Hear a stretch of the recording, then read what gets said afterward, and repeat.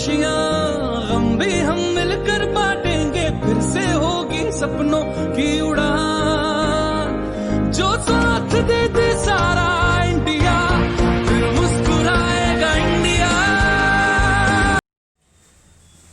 नमस्कार मित्रों, આજની આ કોરોનાની વૈશ્વિક મહામારીમાં સરકારશ્રીની સૂચના અનુસાર આજે આપણે ઓનલાઈન શિક્ષણ શરૂ કરવા જઈ રહ્યા છીએ મિત્રો। આ ઓનલાઈન શિક્ષણમાં ટીવાય બીકોમ સેમેસ્ટર 5માં ઉચ્ચતર નામા પદ્ધતિ અને ઓડિટિંગ એનું બીજું નામ છે સંચાલકીય હિસાબો 1 એ વિષય આજે મારે આપને ભણાવવાનો છે। મારું નામ ડોક્ટર વિનોદ નાયક છે। આ સેમેસ્ટર 5માં ઉચ્ચતર નામા પદ્ધતિ અને ઓડિટિંગ એટલે કે સંચાલકીય હિસાબી પદ્ધતિ 1 મેનેજમેન્ટ અકાઉન્ટિંગ 1 એ વિષયમાં કેટલા ચેપ્ટરો છે એટલે કે પ્રકરણો કેટલા છે તે જોઈશું। આ દરેક પ્રકરણનો ગુણભાર કેટલો છે, કેટલા માર્ક્સનું પૂછાઈ શકે છે એ જોઈશું। યુનિવર્સિટીની અંદર આ સબ્જેક્ટમાં, આ વિષયમાં પેપરનું માળખું કેવું હોય છે, સ્ટ્રક્ચર ઓફ પેપર, એ પણ આપણે જોઈશું। એટલે આપણે વિષય માટે બિલકુલ ક્લિયર થઈ જઈએ। મિત્રો, આજે હું આ ઉચ્ચતર નામા પદ્ધતિ અને ઓડિટિંગ એટલે કે સંચાલકીય હિસાબી પદ્ધતિ 1 એ વિષય તરફ જઈ રહ્યો છું। આપણે જોઈએ છે બોર્ડ પર મેં લખેલું છે, વિષયનું નામ છે ઉચ્ચતર નામા પદ્ધતિ અને ઓડિટિંગ, જેને સંચાલકીય હિસાબી પદ્ધતિ 1 કહે છે। અંગ્રેજીમાં એડવાન્સ અકાઉન્ટિંગ એન્ડ ઓડિટિંગ, જેને મેનેજમેન્ટ અકાઉન્ટિંગ 1 કહે છે। આ વિષયમાં कुल प्रकरणों की संख्या है 8 चैप्टर्स इन दिस अकाउंट। હવે કયા કયા ચેપ્ટરો છે જોજો। તો પહેલું ચેપ્ટર મેં લખ્યું છે જેનું નામ છે સંચાલકીય હિસાબો, જેને મેનેજમેન્ટ અકાઉન્ટ્સ કહે છે। આ ચેપ્ટર બ્રેકેટમાં લખ્યું છે સંપૂર્ણપણે થિયરિકલ છે, જેના વિશે આપણે ચર્ચા કરીશું। એમાંથી કોઈ પણ દાખલો પૂછાતો નથી, પ્રેક્ટિકલ છે। પ્રકરણ નંબર 2, ચેપ્ટર નંબર 2 નાણાકીય પત્રકોનું વિશ્લેષણ અને અર્થઘટન, financial statement analysis and interpretation. આ ચેપ્ટરમાંથી થિયરી અને પ્રેક્ટિકલ બંને પૂછાઈ શકે છે। છેલ્લા ઘણા વર્ષોથી આમાંથી પ્રેક્ટિકલ દાખલો જ પૂછાય છે, એટલે આપણે બંને જોઈશું। ત્યાર પછી ત્રીજું ચેપ્ટર જોજો મિત્રો। ત્રીજું ચેપ્ટર છે ગુણોત્તર વિશ્લેષણ, જેને રેશિયો એનાલિસિસ કહે છે। આ ચેપ્ટર મેં કૌંસમાં લખ્યું છે 100% પ્રેક્ટિકલ છે, ગણતરીનું જ છે, આમાંથી દાખલો જ પૂછાય છે। ત્યાર પછી 4 નંબરનું આપણું ચેપ્ટર છે, જેનું નામ છે રોકડ પ્રવાહ પત્રક, કેશ ફ્લો સ્ટેટમેન્ટ। આ 100% પ્રેક્ટિકલ એટલે દાખલો જ પૂછાય, ગણતરીનું જ ચેપ્ટર છે। આ બંને ચેપ્ટરો તમે જોઈ શકો છો, ગણતરીના જોયા। ત્યાર પછી 5 નંબરનું ચેપ્ટર અંદાજપત્ર અને અંદાજપત્ર દ્વારા અંકુશ, બજેટ એન્ડ બજેટરી કંટ્રોલ। આ 100% થિયરિકલ છે, એક પણ શબ્દ નથી। ત્યાર પછી 6 નંબરનું ચેપ્ટર જેનું નામ છે અંદાજપત્રના પ્રકારો. જુદા જુદા અંદાજપત્રો, ટાઈપ્સ ઓફ બજેટ. આમાં નાના નાના દાખલા પૂછાઈ શકે અથવા થિયરી પણ આવી શકે છે. ત્યાર પછી આપણે 7 નંબરનું ચેપ્ટર જોઈએ, શૂન્ય આધારિત અંદાજપત્ર, જેને ઇંગ્લિશમાં ઝીરો બેઝ બજેટિંગ કહે છે. આમાંથી 100% થિયરી જ પૂછાય છે, પ્રેક્ટિકલ પૂછાતું નથી. હવે છેલ્લા ચેપ્ટર ઉપર જઈએ. 8 નંબરનું ચેપ્ટર છે રોકડ અંદાજપત્રક, જેને અંગ્રેજીમાં કેશ બજેટ કહે છે. 100% પ્રેક્ટિકલ ચેપ્ટર છે, દાખલો જ પૂછાય છે. આમ આ ચોપડીમાં કુલ 8 ચેપ્ટરો છે મિત્રો. એની અંદર જો આ કેસરી કલર કરેલો છે મેં, ચેપ્ટર નંબર 3, ચેપ્ટર નંબર 4 અને ચેપ્ટર નંબર 8 એ 100% પ્રેક્ટિકલ છે. કન્ફર્મ. આ તમારા ચેપ્ટરો જોયા. આ બુક્સની અંદર જો તમે પ્રેક્ટિકલ તૈયાર કરો તો મોટા ભાગે થિયરીના ચેપ્ટરો અથવામાં જાય છે. આ ચેપ્ટર 8 વિશે આપણે ચર્ચા કરી. મિત્રો આપણે કુલ 8 પ્રકરણ વિશે જોઈ લીધું. હવે ગુજરાત યુનિવર્સિટીનું આ વિષયનું પ્રશ્નપત્રનું માળખું છેલ્લા કેટલાક વર્ષોના અનુસંધાનમાં કેવું હોઈ શકે તો જુઓ. આ વિષયના પેપરમાં કુલ 70 માર્ક્સનું પ્રશ્નપત્ર હશે.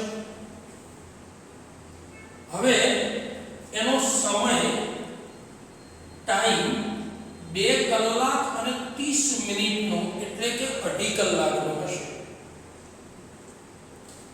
એની અંદર કુલ પ્રશ્નોની સંખ્યા હશે 4 પ્રશ્નો હશે. તમારે આ દરેક પ્રશ્ન લખવો હોય તો કેટલો સમય થાય?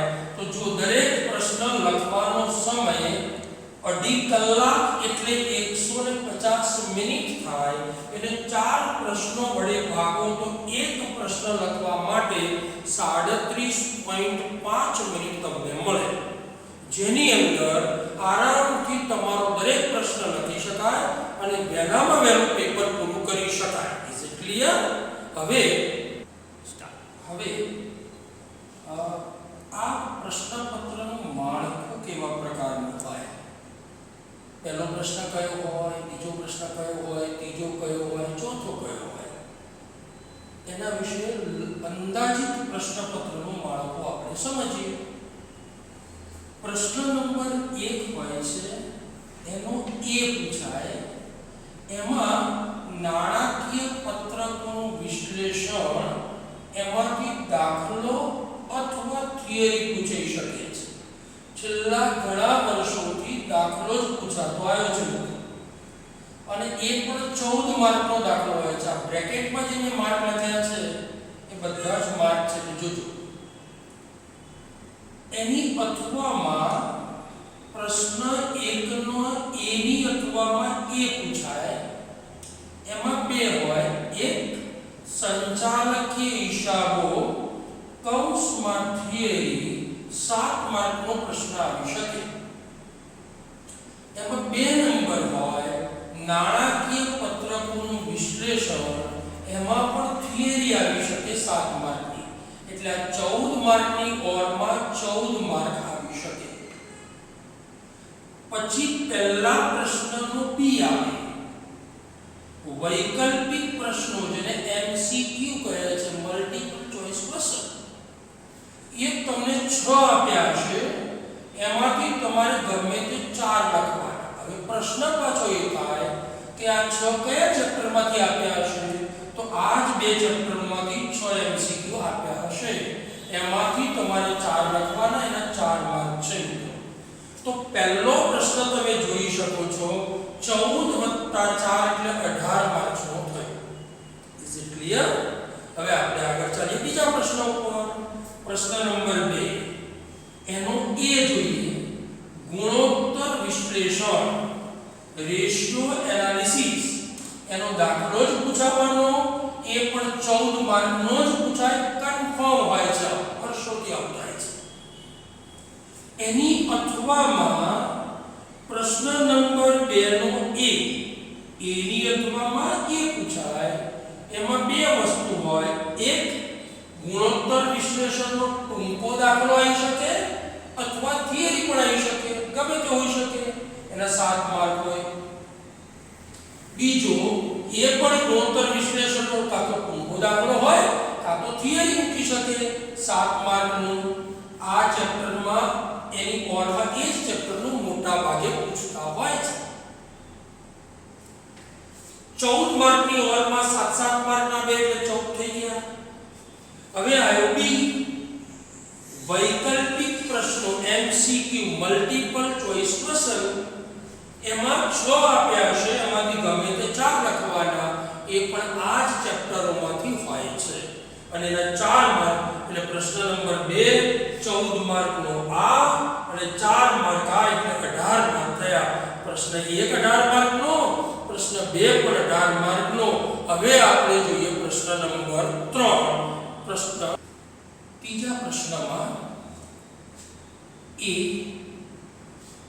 રોકડ પ્રવાહ પત્રક કેશ ફ્લો સ્ટેટમેન્ટ એનો દાખલો પૂછાય મિત્રો.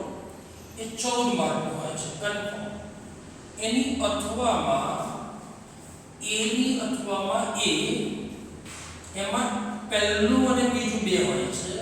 એમાં રોકડ પ્રવાહ પત્રકમાંથી કાં તો થિયરી પૂછાય કાં તો ટૂંકો દાખલો પૂછાય. એ 7 માર્કનો અને 7 માર્કનો હોય છે. પ્રશ્ન નંબર 3 નો બી એમાં વૈકલ્પિક પ્રશ્નો હોય, એમસીક્યુ. એ તમારે 4 માંથી 3 લખવાના, એટલે 4 પૂછાય એમાંથી ગમે તે 3 લખવાના, જેના 3 માર્ક હોય છે. એટલે હવે સમજો, પ્રશ્ન નંબર 3 14 માર્ક વત્તા 3 માર્ક એટલે 17 માર્કનો પ્રશ્ન નંબર 3 થયો. પહેલો પ્રશ્ન 18 માર્ક, બીજો પ્રશ્ન 18 માર્ક, ત્રીજો પ્રશ્ન એ 17 માર્કનો થયો. પ્રશ્ન નંબર 4 પર આવીએ, છેલ્લો પ્રશ્ન. એની અંદર એ રોકડ અંદાજપત્રક એનો દાખલો જ પૂછાય છે અને 14 માર્કનો દાખલો હોય છે. એની અથવામાં પ્રશ્ન 4 ના એ ની અથવામાં એ પૂછાય. એમાં નંબર 1 અંદાજપત્રના પ્રકારો, જુદા જુદા અંદાજપત્ર એનો ટૂંકો દાખલો પૂછાતો હોય છે, 7 માર્કનો મોટા ભાગે આવો થાય છે. બીજો બી 2 નંબર છે, એ અંદાજપત્ર દ્વારા અંકુશ અથવા શૂન્ય આધારિત અંદાજપત્ર. આ બે ચેપ્ટરોમાંથી થિયરીનો 7 માર્કનો પ્રશ્ન આવી શકે છે. એટલે 14 માર્કની ઓરમાં 7-7 માર્કના 2 એટલે 14 માર્ક એ થયા. બી આવે છે વૈકલ્પિક પ્રશ્નો, 4 માંથી 3 લખો એટલે કે એના 3 માર્ક છે. તમને 4 આલ્યામાંથી 3 લખવાના, એના 3 માર્ક. તો 14 માર્ક આ થયા, 3 માર્ક આ થયા, એટલે ટોટલ 17 માર્ક થયા. હવે સમજો, પહેલો પ્રશ્ન 18 માર્ક્સ, બીજો પ્રશ્ન 18 માર્ક્સ, ત્રીજો પ્રશ્ન 17 માર્ક, ચોથો પ્રશ્ન 17 માર્ક, એમ મળીને કુલ 70 માર્કનું પ્રશ્નપત્ર થયું. Is it clear? હવે સમજો, પ્રશ્ન થાય કે વૈકલ્પિક પ્રશ્નોમાં શું આવે છે? તો વૈકલ્પિક પ્રશ્નો બે રીતે આવી શકે છે. એક થિયરીના મુદ્દા ઉપર હોય. ઘણીવાર આ વૈકલ્પિક પ્રશ્નોમાં ટૂંકા દાખલા પણ પૂછી નાખે. ગુણોત્તરમાંથી ટૂંકા દાખલા પૂછે, રોકડ પ્રવાહમાંથી ટૂંકા દાખલા પૂછે, રોકડ બજેટમાંથી ટૂંકા દાખલા પૂછે, અંદાજપત્રના પ્રકારો છે એમાંથી ટૂંકા દાખલા પૂછી શકે છે. એટલે કે વૈકલ્પિક પ્રશ્નોમાં આપણે બંને વસ્તુ તૈયાર કરવાની, થિયરીના વૈકલ્પિક પ્રશ્નો અને ટૂંકા દાખલાવાળા વૈકલ્પિક પ્રશ્નો પણ તૈયાર કરવાના રહેશે. યસ, આપણે સૌથી પહેલા આ ચોપડીમાં કેટલા પ્રકરણ આવે જોઈ લીધા. દરેક પ્રકરણમાં થિયરી છે કે પ્રેક્ટિકલ એ જોઈ લીધું. યુનિવર્સિટીનું માળખું જોઈ લીધું, પેપરનું અંદાજિત છે મિત્રો એ જોઈ લીધું. કયો પ્રશ્ન કેટલા માર્કનો પૂછાઈ શકે એ પણ જોઈ લીધું. હવે આપણે આ ચોપડીમાં પ્રવેશ કરવા જઈ રહ્યા છીએ અને એમાં આપણે સૌથી પહેલું એક ચેપ્ટર લઈએ છીએ જેનું નામ છે ગુણોત્તર વિશ્લેષણ, જેને ઇંગ્લિશમાં રેશિયો એનાલિસિસ કહે છે.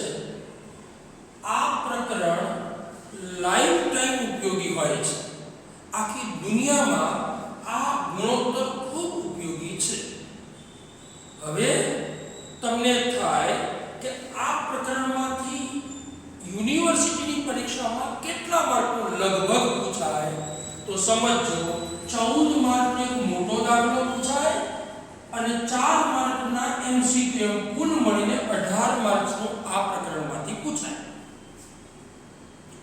હવે માત્ર માર્ક્સ જરૂરી નથી મિત્રો, પણ પ્રશ્ન થાય કે ratio means what, when the ratios come in the world, who's the founder of ratio, which is the first ratios come in the world, ગુણોત્તર કોને કહેવાય, ગુણોત્તરની શરૂઆત ક્યારે થઈ, ગુણોત્તર કોને શોધી નાખ્યા, આ ગુણોત્તરની હિન્દુસ્તાન પર કેવી કેવી અસરો થઈ, જો ગુણોત્તર ના હોત તો અર્થતંત્ર પર કેવી અસરો થાય, આ દરેક પ્રશ્નોના જવાબો આપણે આ પ્રકરણમાં લેવાના છે. સમજીએ છે મિત્રો, જોજો આ ગુણોત્તર એના ટોપિક ઉપર જઈ રહ્યા છે. ગુણોત્તરની શરૂઆત એવું માનવામાં આવે છે કે 1919 ની અંદર 1919 માં એલેક્ઝાન્ડર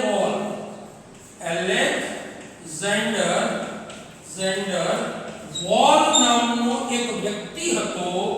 તેને સૌપ્રથમ ચાલુ ગુણોત્તરથી આની શરૂઆત કરી મિત્રો. સમજો કયા ગુણોત્તરથી ચાલુ કરી, ચાલુ ગુણોત્તરથી શરૂઆત કરી.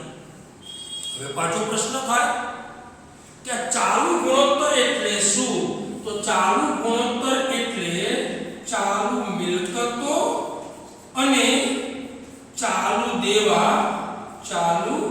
દેવા વચ્ચેનું પ્રમાણ, ચાલુ મિલકતો અને ચાલુ દેવા વચ્ચેનું પ્રમાણ.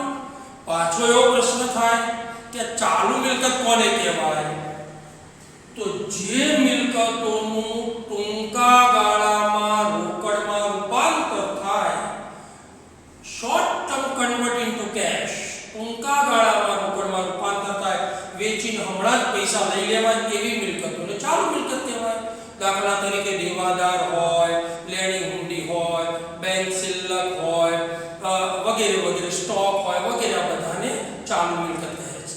પ્રશ્ન થાય ચાલુ દેવા કોને કહેવાય, તો જે ટૂંકા ગાળામાં ચૂકવવા પડતા શોર્ટ ટર્મ પેડ હોય એવા દેવાને ચાલુ દેવા કહેવાય. બેંક ઓવરડ્રાફ્ટ હોય, લેણદાર હોય, દેવી હુંડી હોય, કોઈ ચૂકવવાના બાકી ખર્ચા હોય, આઉટસ્ટેન્ડિંગ એક્સપેન્સ કહેવાય. આ બધાનો સમાવેશ ચાલુ દેવામાં થાય. હવે આ ચાલુ મિલકતો અને ચાલુ દેવા વચ્ચેનું જે પ્રમાણ હતું એનું નામ હતું ગુણોત્તર. ચાલુ ગુણોત્તર સમજો એક ઉદાહરણ સાથે. માની લો કે 4 લાખ રૂપિયાની ચાલુ મિલકતો છે મિત્રો, અને એની સામે 3 લાખ રૂપિયાનું ચાલુ દેવું છે. 4 લાખ રૂપિયાની ચાલુ મિલકતો, 3 લાખ રૂપિયાનું ચાલુ દેવું. એટલે કે એનો મતલબ એ થાય કે 4 લાખની ચાલુ મિલકત, 3 લાખનું ચાલુ દેવું, 4 લાખ, 3 લાખ, 4 લાખ, 3 લાખ. એટલે કે આ ચાલુ મિલકત 4 છે અને ચાલુ દેવું 3 છે. આ ચાલુ મિલકત અને ચાલુ દેવા વચ્ચે જે આ બે પ્રમાણ છે, જેમ છે, એ ટકા છે, ઇંગ્લિશમાં ઇસ્ટુ કહેવાય. આનું નામ જ છે ગુણોત્તર. આને જ કહેવાય ગુણોત્તર. એટલે કે ચાલુ મિલકતો અને ચાલુ દેવા વચ્ચે જે પ્રમાણ આવે, જે જેમ કહેવાય, જેને ઇંગ્લિશમાં ઇસ્ટુ કહેવાય, એનું નામ છે ગુણોત્તર. તો સૌથી પહેલી શરૂઆત એ ચાલુ ગુણોત્તરથી થઈ મિત્રો. હવે આ ગુણોત્તર વિશ્વની અંદર દરેક ક્ષેત્રે ઉપયોગી થઈ ગયા. પ્રશ્ન થાય ક્યાં ક્યાં થયા, તો સમજો જો રોકાણકાર હોય, રોકાણકારે પોતાના રૂપિયા રોકવા હોય તો પણ કંપનીની પરિસ્થિતિ વિશે જાણવું પડે, એની મિલકતો કેટલી, દેવા વિશે તેનું પ્રમાણ ખબર હોવું જોઈએ. પ્રમાણ એટલે જ ગુણોત્તર. સરકાર ને પણ આ ઉપયોગી થઈ ગયા. લેણદારોને ઉધારે માલ વેચવો હોય તો પણ એના માટે આ ગુણોત્તર ઉપયોગી થઈ ગયા. બેંકો માટે ઉપયોગી થઈ ગયા. નાણાકીય સંસ્થાઓ માટે ઉપયોગી થઈ ગયા મિત્રો, શેર હોલ્ડર માટે, અને દરેક જગ્યાએ આ ગુણોત્તર ખૂબ ઉપયોગી સાબિત થયા. હવે સમજીએ કોઈ પણ ધંધાકીય એકમમાં, મારો લફ્ઝ સમજો, કોઈ પણ ધંધાકીય એકમની અંદર કેટલાક નાણાકીય પત્રકો તૈયાર કરવામાં આવે છે. પત્રક અથવા ખાતા, જેની અંદર શું બનાવવામાં આવે તો સમજો, કાં તો વેપાર ખાતું બનાવાય, મારો શબ્દો સમજો, એની અંદર એક વેપાર ખાતું બનાવાય. 2 નંબર નફા નુકસાન ખાતું બનાવાય, trading account, P&L account. 3 number પાકું સરવૈયું બનાવાય, બેલેન્સ શીટ જેને કહે છે, પાકું સરવૈયું બનાવાય. 4 નંબર ઓડિટરનો અહેવાલ હોય, ઓડિટર અહેવાલ હોય. અને 5 નંબર અધ્યક્ષના પ્રવચન હોય, અધ્યક્ષ હોય એનું પ્રવચન હોય, એ પણ હોય. આ વસ્તુઓ તૈયાર કરવામાં આવે. કોઈ પણ કંપની, કોઈ પણ ધંધામાં હિસાબી વર્ષના અંતે આ બધી જ વસ્તુઓ રેડી હોય છે. હવે આ વેપાર ખાતું અને નફા નુકસાન ખાતા પરથી ધંધાનું પરિણામ, to know the result of the business, ધંધાનું પરિણામ એટલે કે નફો કે નુકસાન જાણી શકાય છે. કેટલો નફો થયો, કેટલું નુકસાન થયું એ જાણી શકાય છે. તો આ પાકા સરવૈયા પરથી શું જાણી શકાય છે તો ધંધાની આર્થિક પરિસ્થિતિ, to know the economical condition of the company, ધંધાની આર્થિક પરિસ્થિતિ આના ઉપરથી જાણી શકાય. અને આ ઓડિટરના અહેવાલ પરથી શું જાણી શકાય તો આપણા હિસાબો સાચા છે એની ખાતરી, સાચાપણાની ખાતરી એ આ ઓડિટરના અહેવાલ ઉપરથી જાણી શકાય. પાછો પ્રશ્ન થાય કે તો અધ્યક્ષના પ્રવચનનો જે રિપોર્ટ હોય, અહેવાલ હોય, એના પરથી શું જાણી શકાય તો ભવિષ્યમાં કંપની શું વિકાસ કરવાની છે એની માહિતી આના ઉપરથી મળી રહે છે. આમાં 2 ખાતાઓ છે, બાકીના પત્રકો છે. હવે આ ખાતાઓ કે આ પત્રક એમાંથી કોઈ પણ 2, સમજો મારા શબ્દો, કોઈ પણ 2 આંકડાકીય માહિતી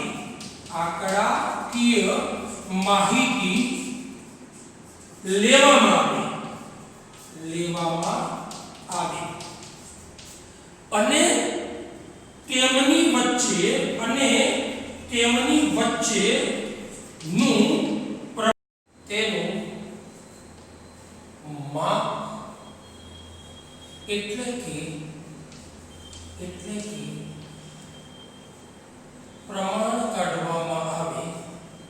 પ્રમાણ કાઢવામાં આવે તો તેને ગુણોત્તર કહે છે. ફરી એકવાર, આ વેપાર ખાતું, નફા નુકસાન ખાતું અને પાકું સર્વે, આ 2 ખાતાઓ, આ પત્રક, એમાંથી કોઈ પણ 2 આંકડાકીય માહિતી લેવામાં આવે અને તેમની વચ્ચેનું એક માપ કાઢવામાં આવે, એક પ્રમાણ કાઢવામાં આવે તો તેને ગુણોત્તર અથવા હિસાબી ગુણોત્તર કહે છે. હવે સમજો, ગુણોત્તરની સામાન્ય વ્યાખ્યા આપવી હોય તો એવું કહેવાય, ગુણોત્તરની સામાન્ય વ્યાખ્યા આપવી હોય તો એવું કહેવાય કે પહેલી વ્યાખ્યા જોઈએ તો 2 વસ્તુ, યાદ રાખજો મિત્રો, 2 વસ્તુ વચ્ચેનો ગાણિતિક સંબંધ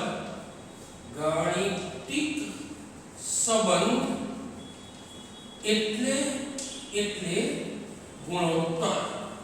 ફરી એકવાર બોલું છું, ગુણોત્તર માટે કેટલી વસ્તુ જોઈએ તો 2 વસ્તુ હોવી જોઈએ, એમની વચ્ચે સંબંધ હોવો જોઈએ અને એ પણ ગાણિતિક હોવો જોઈએ, માપી શકાય તેવો હોવો જોઈએ, સાંખ્યિક હોવો જોઈએ. Ratio means arithmetically relation between two items, બે વસ્તુ વચ્ચેનો ગાણિતિક સંબંધ એટલે ગુણોત્તર. કોઈક ગુણાત્મક બાબતો હોય ને તો એનો ગુણોત્તર ક્યારે નીકળી શકે નહીં, એનું પ્રમાણ ના નીકળી શકે. દાખલા તરીકે દાદાગીરી અને નેતાગીરીનું પ્રમાણ ક્યારે નીકળી શકતું નથી. હવે માની લો કે આપણે જે નાણાકીય પત્રકો જોયા, મિત્રો સમજો, બીજી વ્યાખ્યા જોવી હોય તો આપણા જે નાણાકીય પત્રકો હતા, નાણાકીય જે પત્રકો જોયા, ખાતું જોયું, વેપાર ખાતું, નફા નુકસાન ખાતું, પાકું સરવૈયું, આ વગેરેમાંથી લીધેલી બે આંકડાકીય માહિતી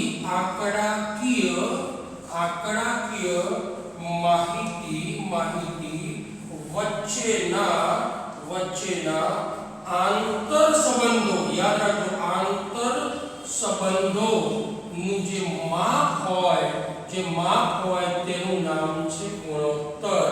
તો ફરી બોલું છું, વેપાર ખાતું, નફા નુકસાન ખાતું, પાકું સરવૈયું વગેરે નાણાકીય પત્રકો કે ખાતામાંથી લીધેલી બે આંકડાકીય માહિતી વચ્ચેના આંતર સંબંધોનું જે માપ હોય તેનું નામ છે ગુણોત્તર.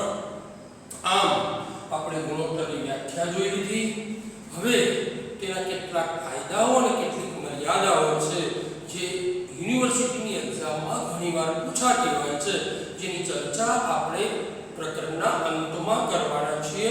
એ કન્ફર્મ છે, બરાબર. હવે આપણે અત્યાર સુધી જે બેઝિક થિયરિકલ વાતો કરી, પેપર સ્ટ્રક્ચર કેવું હોય, કેટલા ચેપ્ટર હોય, ગુણોત્તર શું કહેવાય, ગુણોત્તરની શરૂઆત ક્યારે થઈ, પહેલો ગુણોત્તર કયો આવ્યો, બધી ચર્ચાઓ કરી. હવે જેની વાત આપણે કરવા જઈ રહ્યા છે એ છે કે યુનિવર્સિટીની પરીક્ષામાં આમાંથી દાખલો કેવી રીતે પૂછાય, તો દાખલો કેવી રીતે ગણવો. તો યાદ રાખજો મિત્રો, આ ગુણોત્તરનો કોઈ પણ દાખલો 3 ભાગમાં વહેંચાયેલો છે. યસ, પહેલું જે છે એ સૂત્ર છે, જેને ઇંગ્લિશમાં ફોર્મ્યુલા કહે છે. હવે પહેલું સૂત્ર તમને આવડવું જોઈએ. બીજું, આ સૂત્રમાં તમારે લખવા માટે ગણતરી કરવી પડે, તો બીજી વસ્તુ છે ગણતરી આવડવી જોઈએ. અને ત્યારબાદ જે જવાબ આવ્યો એ શું કહેવા માંગે છે એના માટે એનું વિશ્લેષણ એટલે કે એનાલિસિસ ખબર હોવી જોઈએ. આમ આ પ્રકરણનો કોઈ પણ દાખલો, કોઈ પણ ગુણોત્તર 3 ભાગમાં વહેંચાયેલો છે. સૂત્ર આવડવું જોઈએ, ગણતરીઓમાં કઈ કઈ મૂકવાની એ આવડવી જોઈએ, અને એનું અર્થઘટન વિશ્લેષણ આવડવું જોઈએ. હવે ટીવાય બીકોમ ની અંદર સેમેસ્ટર 5માં આ પ્રકરણમાં કુલ આવા 22 ગુણોત્તરો છે મિત્રો. કેટલા છે? 22 ગુણોત્તરો છે. આ જ વસ્તુ ધોરણ 12 કોમર્સમાં માત્ર 12 જ ગુણોત્તર છે. એટલે કે તમારે 22 ગુણોત્તરો આ વર્ષે ભણવાના છે. એમાં 22 સૂત્રો યાદ રાખવા પડશે. એની અંદર કઈ કઈ ગણતરી થાય એ ધ્યાન રાખવાનું, અને એનું વિશ્લેષણ એટલે અર્થઘટન યાદ રાખવાનું. હવે સમજો, જો યુનિવર્સિટીની પરીક્ષામાં તમને કહ્યું હોય કે કોલેજની પરીક્ષામાં તમને કહ્યું હોય કે તમે વિશ્લેષણ એટલે કે અર્થઘટન એટલે કે એનાલિસિસ એટલે કે કોમેન્ટ લખો એવું કહ્યું હોય, તો જ તમારે વિશ્લેષણ કે એનાલિસિસ કે અર્થઘટન લખવાનું છે. ના કહ્યું હોય તો માત્ર 2 જ વસ્તુ લખવાની, સૂત્ર લખી દઈ અને ગણતરી કરવાની, એટલે જવાબ આવી જશે. હવે આ ગુણોત્તરનો કોઈ પણ જવાબ કેવી રીતે મળી શકે? તો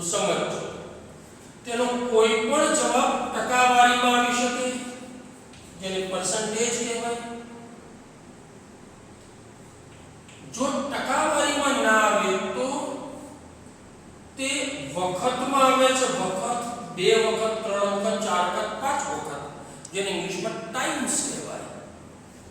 જો વખતમાં ના આવે મિત્રો તો એ જેમમાં આવી શકે છે. જેમ એટલે 2 ટકા, જેને ઇંગ્લિશમાં ઇસ્ટુ કહે છે. 2 જેમ 5 જેમ 10 જેમ 8 જેમ જેમ જેમ જેમ. જો જેમમાં ના આવે તો એ દિવસોમાં આવી શકે છે, ડેઝમાં આવી શકે. જો દિવસોમાં ના આવે તો મિત્રો એ મહિનામાં આવી શકે છે. મહિના એટલે કે પર્સન્ટેજ, ટાઈમ્સ, ઇસ્ટુ, ડેઝ અને મંથ, એમાં જવાબ આવી શકે છે. જો સૂત્રમાં 100 વડે ગુણવામાં આવે તો જવાબ ટકાવારીમાં આવે. જો 100 વડે ન ગુણીએ તો જવાબ વખતમાં અથવા તો જેમમાં આવે. અને જો 365 અથવા 300 અથવા 360 વડે જો ગુણીએ સૂત્રમાં તો જવાબ દિવસોમાં મળે. જો સૂત્રમાં 12 મહિના વડે ગુણવામાં આવે તો જવાબ મહિનામાં મળે. એટલે કે કુલ 22 ગુણોત્તર ગણવાના. આ ગુણોત્તરનો દાખલો 3 ભાગમાં વહેંચાયેલો: ફોર્મ્યુલા, કેલ્ક્યુલેશન અને એનાલિસિસ. એનાલિસિસ કર્યું હોય તો જ, બાકી આ 2 જ વસ્તુ ધ્યાન રાખવાની. સૂત્ર તૈયાર કરી દેવાનું, ગોખવાની જરૂર નથી. દરેક સૂત્ર સમજાવવાનું છે અને એની જોડે જોડે સૂત્રમાં મૂકવાની ગણતરી સમજી લેવાની. હવે આ ગુણોત્તરનો કોઈ પણ જવાબ કાં તો ટકાવારીમાં મળી શકે, કાં તો વખતમાં મળી શકે, કાં તો જેમમાં મળી શકે, કાં તો દિવસોમાં મળી શકે, કાં તો મહિનામાં મળી શકે છે. હવે આપણે શું કરીશું? તો હવે આપણે આ 22 ગુણોત્તરોમાંથી એક પછી એક ગુણોત્તર લઈશું, એનું સૂત્ર જોઈશું, એમાં ગણતરી કઈ કઈ મુકાય એ જોઈશું. ત્યારબાદ એનું એનાલિસિસ, અર્થઘટન, વિશ્લેષણ કેવી રીતે થાય તે સમજીશું. પ્રથમ ગુણોત્તર જોઈએ મિત્રો. પહેલો ગુણોત્તર જેનું નામ છે કાચા નફાનો ગુણોત્તર.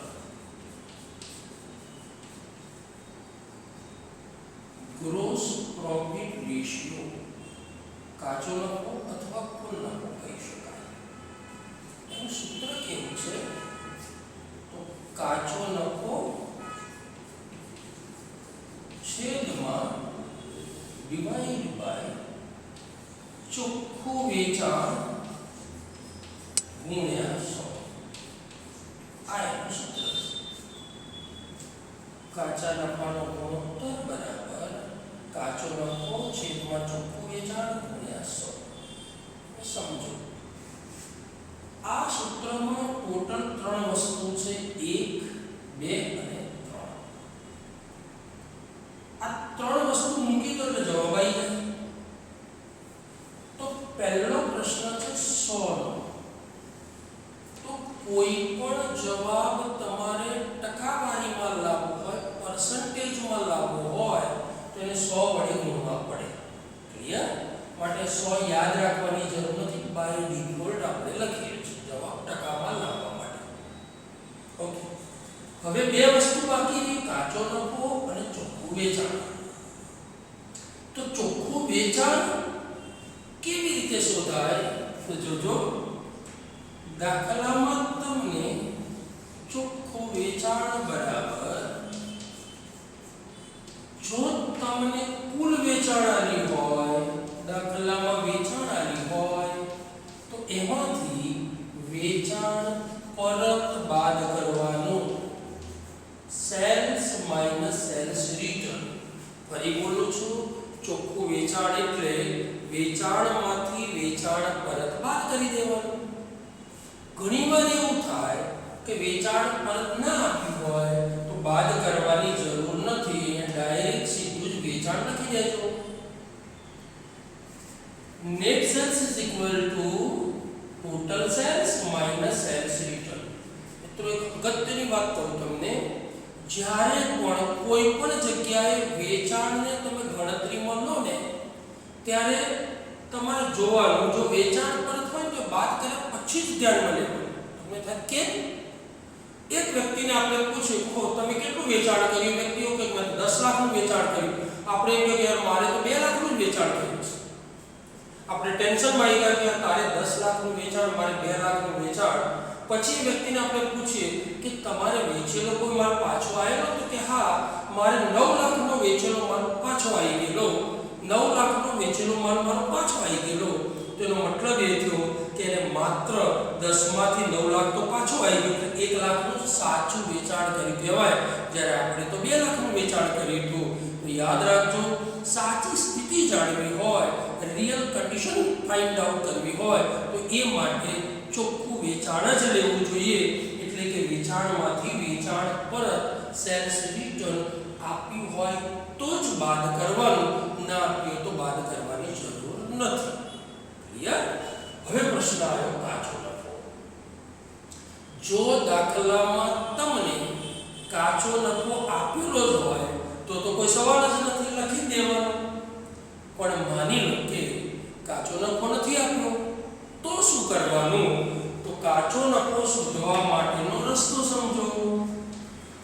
કાચો નફો કેવી રીતે શોધાય? તો કાચો નફો બરાબર gross profit is equal two વેચાણ. દાખલામાં વેચાણ આપેલું હોય એમાંથી વેચાણ પડતર આપેલી હોય, વેચાણ પડતર એ બાદ કરી દેવાની, એટલે તમને કાચો નફો મળી જાય. ફરી બોલો મિત્રો, જો કાચો નફો હોય તો બહુ મજા આવે. નહીં આપણો દાખલામાં તો શોધવો પડે. શોધવા માટે શું કરશો? તો જે વેચાણ હોય ને એમાંથી વેચાણ પડતર આપેલી હોય દાખલામાં તો બાદ કરી દેવાની. Gross profit is equal to sales minus cost of goods sold. વેચાણ પડતરને ઇંગ્લિશમાં કોસ્ટ ઓફ ગુડ્સ સોલ્ડ કહે છે. એટલે તમને કાચો નફો મળશે, જે અહીંયા લખી દો.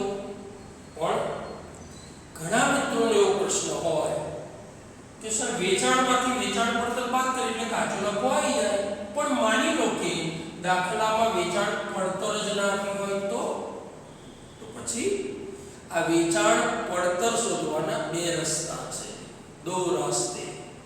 નંબર 1, પહેલો રસ્તો છે દોસ્ત, વેચાણ પડતર બરાબર, સમજો, વેચાણ પડતર બરાબર વેચાણ માઈનસ કાચો નફો. વેચાણમાંથી કાચો નફો બાદ કરો એટલે વેચાણ પડતર આવી જાય. તમને એમ થાય કે સાહેબ કાચો નફો તો આપ્યો જ નથી, તો પછી આ સૂત્ર ક્યાંથી લાગે? ફરી બોલું, કાચો નફો શોધવાનું તો આ સૂત્ર હતું, એમાં વેચાણ પડતર જોઈએ પણ વેચાણ પડતર નથી આવ્યું, પછી શોધવી પડે. તો એના માટેના 2 રસ્તા છે. એમાં પહેલો રસ્તો વેચાણ માઈનસ કાચો નફો, પણ કાચો નફો દાખલામાં નથી આવ્યો. તો વેચાણ પડતર શોધવાનું બીજું સૂત્ર છે મિત્રો, વેચાણ પડતર બરાબર, સમજો, શરૂનો સ્ટોક વત્તા ખરીદી વત્તા ખરીદીના ખર્ચા માઈનસ આખરનો સ્ટોક. વેચાણ પડતર બરાબર શરૂનો સ્ટોક પ્લસ ખરીદીના ખર્ચા માઈનસ આખરનો stock. Cost of goods sold is equal to opening stock plus purchase expense minus closing stock. એટલે તમને વેચાણ પડતર મળી જાય. જો કાચો નફો હોય તો બહુ મજા આવે, નહીં આપ્યો તો શોધવો પડે. શોધવા માટેનો રસ્તો કયો? તો વેચાણમાંથી વેચાણ પડતર બાદ કરી દો એટલે આવી જ જાય. માનો વેચાણ પડતર ના રહ્યો તેના 2 રસ્તા. તમે પહેલું સૂત્ર લગાવો, આ 2 હોય તો મળી જાય. ના, નહીં મળતું તો બીજું સૂત્ર લગાવવાનું, શરૂનો સ્ટોક વત્તા ખરીદીના ખર્ચા માઈનસ આખરનો સ્ટોક. એટલે તમને વેચાણ પડતર મળી જાય. અહીંયા ગોઠવી દો, એમાંથી કાચો નફો લાવી દો, અહીંયા ગોઠવી દો એટલે તમારો જવાબ આવી જાય. આ સિવાય ગણતરીમાં તમારે કંઈ જ કરવાનું નથી. હવે સમજો કે તમારો કાચો નફો તમે શોધી લીધો, આપી દીધો છે 10,000 અને ચોખ્ખું વેચાણ છે 1 લાખ રૂપિયા ગુણ્યા 100, તો આનો જવાબ તમને મળ્યો 10%. યસ. તો આ જવાબ શું બતાવે છે, શું દર્શાવે છે, શું ઇન્ડિકેટ કરે છે? તો આ કાચો નફો या વેચાણની અંદર કેટલા ટકા છે તે દર્શાવે છે. આ વેચાણની અંદર કાચો નફો 10% છે એવું બતાવે છે. જો આ ટકાવારી વધારે હોય તો ખૂબ સારું કહેવાય. એનું કારણ એ છે કે આ નફાનો ગુણોત્તર છે ને ધંધામાં જેમ જેમ નફો વધુ હોય તેમ સારું કહેવાય. ફરી એકવાર બોલું છું, આ ગુણોત્તર એ આ બે વચ્ચેનો સંબંધ બતાવે છે. કાચો નફો અને ચોખ્ખું વેચાણ બે વચ્ચેનો સંબંધ બતાવે. આ વેચાણની અંદર નફો કેટલો છે એ બતાવે. જેમ વધુ હોય તેમ સારો, કારણ કે નફાનો ગુણોત્તર છે. આ એનું અર્થઘટન કહેવાય, વિશ્લેષણ કહેવાય. આ આપણે પહેલો ગુણોત્તર જોયું. ફરી એકવાર સમજી લઈએ મિત્રો.